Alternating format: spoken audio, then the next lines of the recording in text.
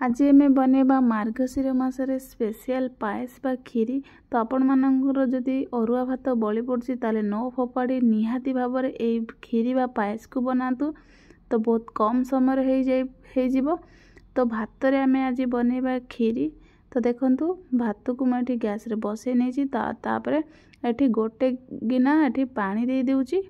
तो आम 5 मिनट भात पानी सहित फुटे नवा। तो ये 5 मिनट फुटी सारा पर आम कभर काढ़ी ये 1 लिटर ओमफेड क्षीर देदेबा जो आम आज क्षीर पूरा बनैबा तो बहुत बढ़िया टेस्ट लगे। तापर ये मु गाई क्षीर तो गोटे बड़ कप दे दूची तापर ये 1 कप ये पानी दे दूची। तो ये गोले नौची सबको तापर मु 15 मिनट छाड़ दूची घोड़े की।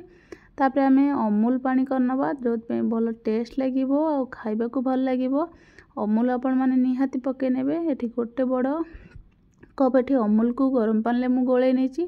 तो देखंतु एठी 15 मिनट पर आमर बढ़िया से फुटी जाइए। तो तापर आम जो अमूल रे पानी बनैथिले तो ताकू एबे दे देबा। तो आपण मैंने निहाती बनेगी अमूल पानी पकेबे। तापर एठी आम आउ 10 मिनट कभर करनवा। तो 10 मिनट पर आमर फाइनाली रेडी हो जाइए खीरी बा पायस।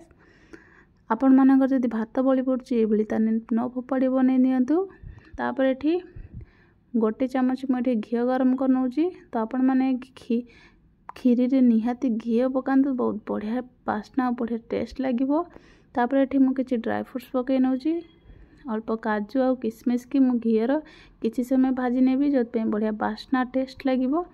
तो ये भाजी सारा पर आमर जो खीरी है रेडी हो जाइथिला तो तापर एठी मु पकई नौची। तो देखंतु पकई सारा पर मुझे भलसे गोले नौची और 1 बड़ गिना एठी मु चीनी नहीं नौची। तो आपण माने जदि बेसी मीठा खाउथिबे ताले आउरी दे परिबे। तो चीनी पकई सारा पर देखंतु भलसे गोले की तापर एठी मु बास्ना और फ्लेवर पई एठी तो मुझे 1 बड़ चामच गुजराती गुंड दे दूची। तापर मुझे 1 चामच एठी मिल्की मु पकई नौची जो बढ़िया लगे बहुत भल टेस्ट लगे। तो ताको भलसे सबको मुझे गोले नौची। तो देखंतु रेडी हो गला आमर बड़का भात रु खीरी बा पायस।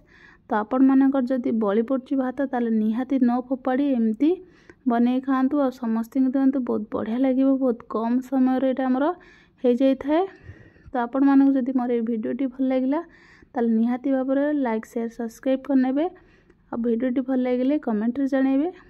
निहाती आपण मानक जदि भात बली पड़ुची ताले एई भली खीरी बनैकी खातु।